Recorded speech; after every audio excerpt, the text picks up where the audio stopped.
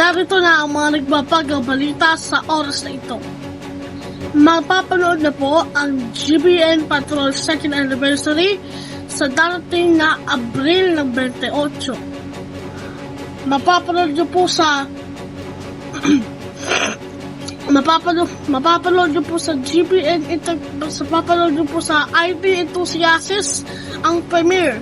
Magsisimula po ang GBN Patrol 2nd Anniversary ang television programming sa programang alas 5 sa oras na alas 6 ng gabi.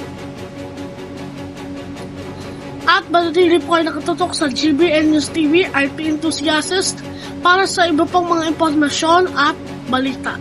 Ako po si Daniel Andrew. Magandang hapon.